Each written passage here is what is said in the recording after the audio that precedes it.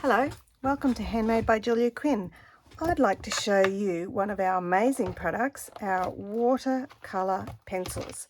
They come in two assortments, assortment 1 and assortment 2. They're fabulous for all sorts of colouring, and they come in all of coordinating colours. The colours are written on the back. I like to use, my preferred way to use watercolour pencils is to use them with a water painter, with water. And because I'm using water, I like to use StazOn, and my favourite colour is Saddle Brown.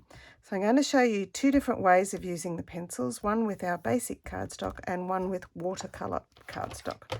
And I thought I'd use Stippled Roses stamp set because when you're colouring in, it's really great to have a stamp set that has lots of detail already on it. So first thing I'm going to do is just stamp the image on both pieces, so then we're ready to go. Okay, I'm going to use, what have I got here? Okay, maybe I will use Cherry Cobbler on both of them. So as I said, I like to use realistic images because they help me see where to do colour. Now you can use watercolour pencils in a couple of ways. You can, I'm colouring just on the dark bits that are on the images that the artist has already put there. So you can colour straight onto your cardstock like this, okay? And I'm just doing a bit of a scribble everywhere the artist has put shadowing, all right? That's all that I've done there.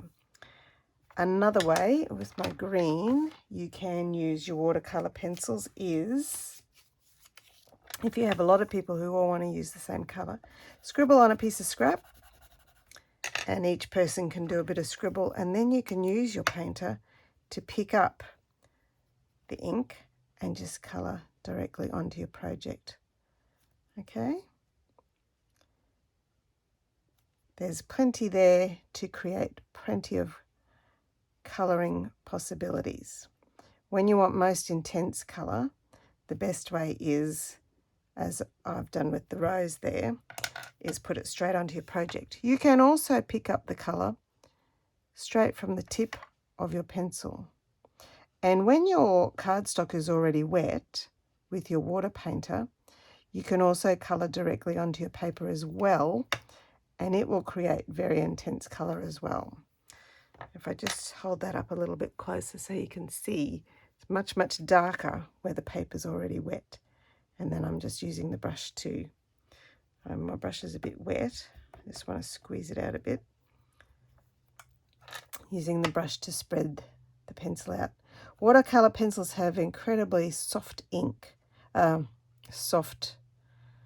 What do you call it? The pigment in the pencil is very soft, which means it spreads very nicely. They are actually easy to do for any sort of colouring. Watercolour pencils.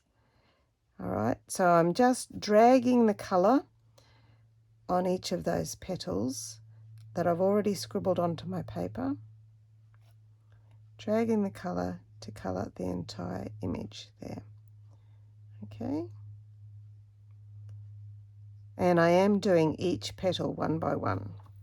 All right, so that's on your basic white cardstock. Let's have a look at the difference on watercolour paper. And I'm going to do exactly the same thing again.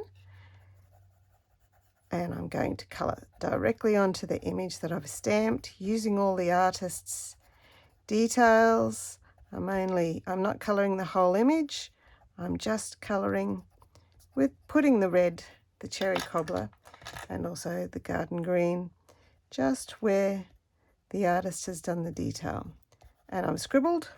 It's not precise or precision or anything like that. Just clean off my brush so that it's not carrying any other colour. Okay, so then adding the water to the watercolour pencil pigment and dragging the colour from the dark to the light. The most intense colour will be where I've coloured it, but I can drag that colour all over the rest of the image because there is enough colour in the pigment from the pencil to give lots more colour for the whole image. Okay, now watercolour paper does have a different look, and I did stamp this a bit darker, but you can add a lot more water to watercolour paper than you can to our basic cardstock. It is a lot more forgiving if you're a very wet painter or if your brush is really wet. And you can add more layering of colour a lot easier than on the basic cardstock, because it will take a lot more water. Okay, there we go.